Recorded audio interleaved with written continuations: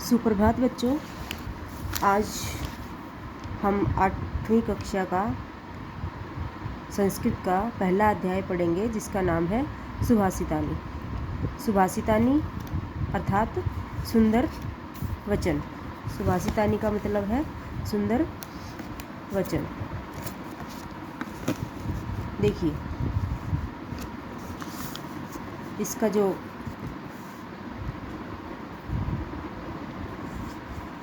सुभाषित शब्द सु और भाषित इन दो शब्दों के मेल से बना है।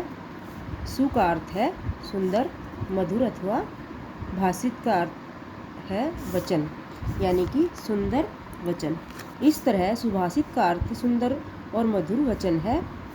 प्रस्तुत पाठ में जो श्लोक है वो विभिन्न ज्ञानवर्धक पुस्तकों से संकलित करके अपनी पुस्तक रुचिरा में शामिल किए गए हैं। उन पुस्तकों के नाम है सुक्ति मंजरी, नीति शतकम, मनुस्मृति, शिशुपालवधम, पंचतंत्रम आदि रोचक और विचारोत्तेजक श्लोकों को संग्रहित करके इस पाठ में शामिल किया गया है। तो इस पाठ का जो प्रथम श्लोक है, देखिए कौन सा है।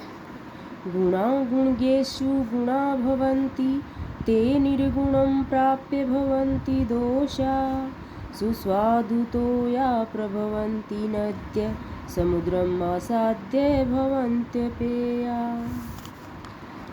इसका देखिए, पहले तो हम इसके शब्दार्थ देखेंगे। गुणजेसु, गुणजेसु जो शब्द है उसका अर्थ है गुणियों में। प्रभवंती,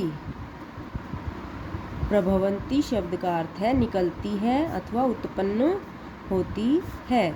निर्गुणम, निर्गुण को यानी कि बिना गुण वाले को। निर जो उपसर्ग है वो गुण के साथ लगने से निर्गुणम बन गया है। तो निर का मतलब होता है बिना, यानी कि बिना गुण वाला। असाध्य, असाध्य अर्थात पहुंचकर, प्राप्य प्राप्त करके। अपेया, भवन्त्यपेया, इसमें दो शब्द हैं भवन्ति और अपेया। तो भवन्ति मैंने होता है और अपेया मैंने न पीने योग्य। सुस्वादु तोया, स्वादिष्ट जल वाली। सुस्वादु मैंने स्वादिष्ट और तोया मैंने जल वाली। ठीक है, तो सबसे पहले हम इसका प्रसंग देखेंगे। देखिए, प्रसंग क्या होता है कि हमने जो श्लोक पढ़ रहे हैं वो कहाँ से आया है।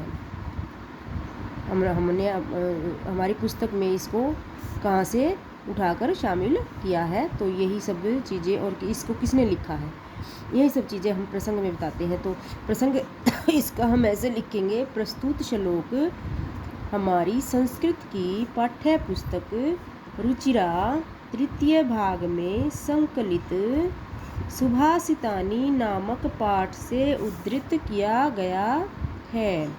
इस श्लोक में कवि ने गुणों पर पड़ने वाले संगति के प्रभाव का वर्णन किया है। किसका वर्णन किया है? संगति के प्रभाव का वर्णन। तो देखिए, गुणा गुणजेसु गुणा भवन्ति। गुण जो है गुणवान व्यक्ति में ही गुण होते हैं, यानी कि जो गुण होते हैं ना वो गुणवान व्यक्ति में रहने पर ही गुण रहते हैं। ते निर्गुणम प्राप्य भवन्ति दोषा, वही गुण निर्गुण व्यक्ति को प्राप्त होने पर दोष बन जाते हैं, अर्थात वो गुण नहीं रहते। सुस्वादु तोया प्रभवन्ति नद्य, नदियाँ जो है वो स्वादिष्ट जल लेकर चलती हैं। जो नदियों का उद्गम स्थल होता है ना, वहाँ से नदियाँ मीठा जल लेकर चलती हैं और अपने रास्ते को पार करते हुए नदियाँ जाकर कहाँ मिल जाती हैं? समुद्र में। तो लेकिन समुद्र में मिलने के बाद जो नदियों का स्वादिष्ट जल होता है वो स्वादिष्ट नहीं रहता। वो क्या हो जाता है? खारा हो जाता है, क्योंकि समुद्र के पानी में मिल जाता है, तो वो पीने योग्य नहीं रहता। समुद्र में आसाध्य, समुद्र में पहुंचकर भवंत पेया, बिना पीने योग्य हो जाता है, जिसको हम पी नहीं सकते, न पीने योग्य। तो इस श्लोक का भाव क्या है? इसमें कवि क्या कहना चाहता है कि गुणों का महत्व तो गुणवान व्यक्ति में ही रहता है।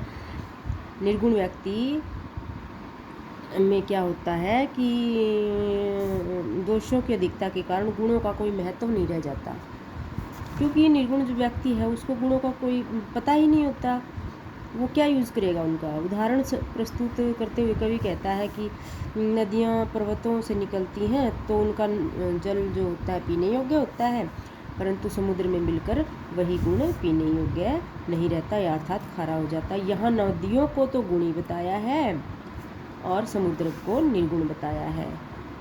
कहने का भाव ये है कि संगति के प्रभाव से मनुष्य में दोष और गुण उत्पन्न हो जाते हैं, इसीलिए हमें अपनी संगति का विशेष ध्यान रखना चाहिए।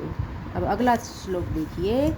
साहित्य संगीत कला विहीन, साक्षात् पशु पुच्छ विषाणहीन, तृणं न खादन्नपि जीवमान, तद्भाग में ध्येयं परम पशूनाम।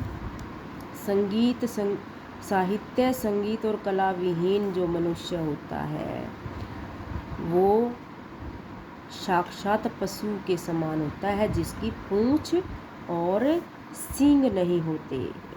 पुच्छ विषाणहीन, पूंछ और सींगों से हीन, यानी कि जिसकी पूंछ और सींग नहीं होते, ऐसा पशु।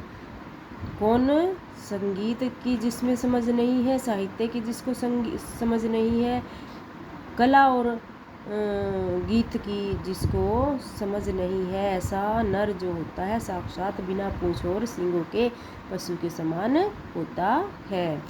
तृणम न खादन्नपि जीवमान, जीवमान होता है जीवित रहता हुआ। तृणम घास को, न खादन्नपि खाता नहीं है। तद भाग ध्येयम, तद मैंने तत्व और भाग ध्येयम दो शब्द हैं इसमें। भाग ध्येयम भाग्य, परम पशुनाम पशुओं में, पशुओं का। तो इसका सरलार्थ देखिए। साहित्य संगीत व कला से रहित व्यक्ति वास्तव में पूंछ और सींगों से रहित पशु के समान होता है। तृणम न खादन्नपि जीवमान, जो जीवित रहते हुए भी घास नहीं खाता है। जीवित तो रहता है लेकिन घास नहीं खाता है। तद भागधेयम परम पशुनाम, ये तो पशुओं का परम सौभाग्य है कि वह घास नहीं खाता। कि जब पशु ही है और घास नहीं खाता, पशु तो घास खाते हैं ना, और वो घास भी खा जाता तो फिर पशुओं को क्या मिलता? पशुओं के पास कुछ नहीं रहता खाने के लिए। तो इस प्रकार से हमने देखा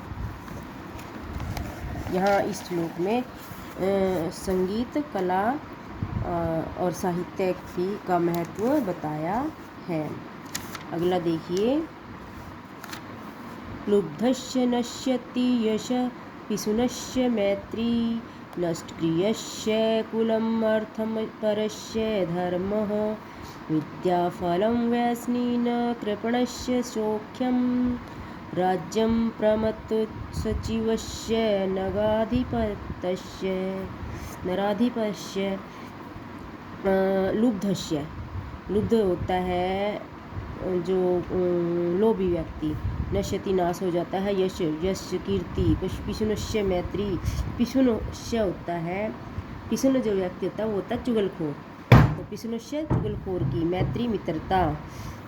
नष्ट क्रियस्य कुलम अर्थम परस्य धर्म, नष्ट क्रियस्य जिसकी क्रिया नष्ट हो गई है।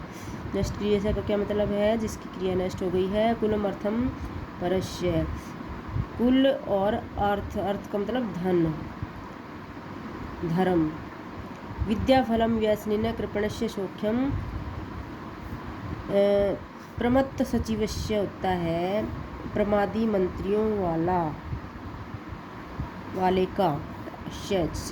छठी धातु वो लगी हुई है ना विभक्ति, संबंध कारक, जहाँ पे आधा शय होता है जिस भी शब्द के साथ वहाँ संबंध कारक होता है, यानी कि षष्ठी विभक्ति होती है, और वहाँ का के की उस शब्द के साथ जुड़ जाता है। जैसे यहाँ भी नराधिपस्य के साथ भी श लगा हुआ है, तो यहाँ भी संबंध कारक है।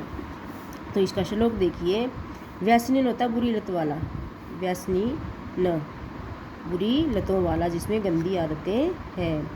अर्थपरस्य धन परायण, धन का जो लोभी होता है वो अर्थपरस्य होता है।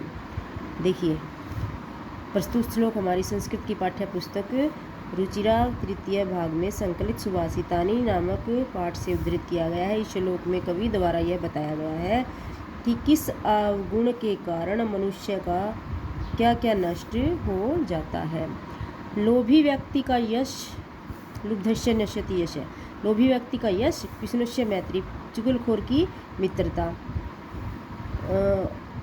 जिसकी क्रिया नष्ट हो गई है, यानी कि जो काम नहीं करता, नष्ट क्रिय जो काम नहीं करता है, कुलमर्थम परस्य, उसका कुल और धर्मपरायण का धर्म, धनपरायण का धर्म, यानी कि जो क्रियाशील नहीं है उसका तो कुल नष्ट हो जाता है और धनपरायण व्यक्ति का धर्म नष्ट हो जाता है। विद्याफलम व्यसनिन, और बुरी लतों वाले का विद्या का फल नष्ट हो जाता है, यानी कि उसको विद्या का फल नहीं मिलता। कृपणस्य सौख्यम, कृपण होता है कंजूस व्यक्ति, कंजूस व्यक्ति का सुख नष्ट हो जाता है।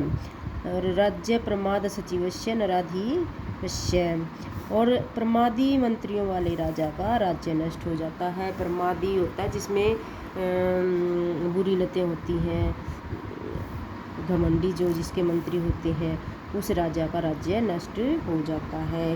तो यहाँ कवि का भाव कहने का क्या है कि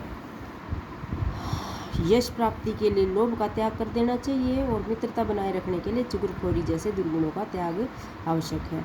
इस प्रकार धर्म की रक्षा करते हुए हर समय धन के पीछे नहीं भागना चाहिए और विद्या की फल की प्राप्ति के लिए बुरी आदतों को त्याग देना चाहिए।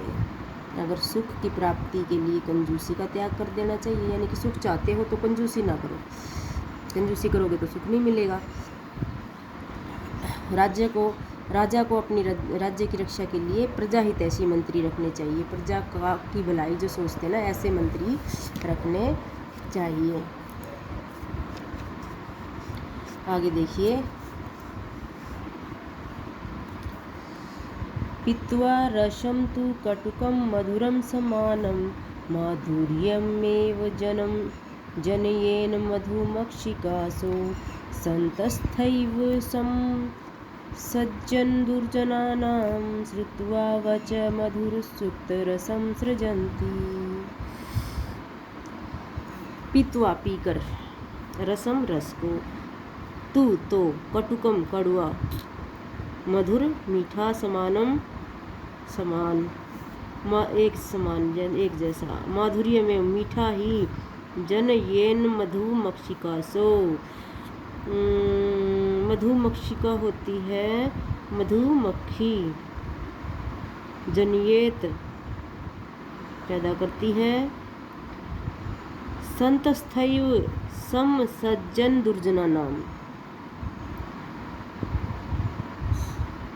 श्रुत्वा वच मधुर सुक्त रसम सृजंती, सृजंती का मतलब होता है निर्माण करते हैं, वच वचन को।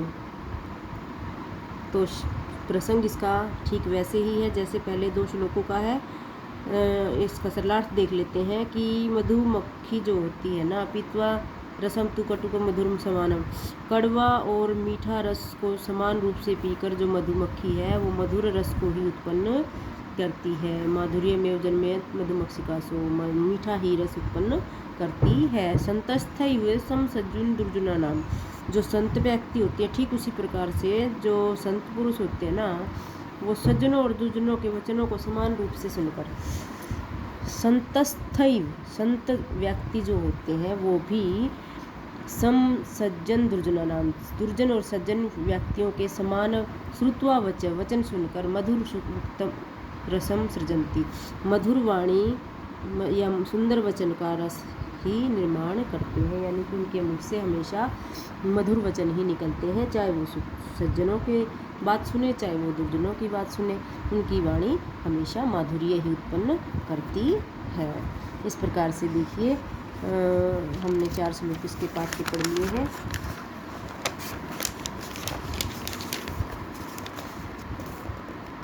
इसके बाकी के जो श्लोक हैं वो हम कल की वीडियो में पढ़ाएंगे।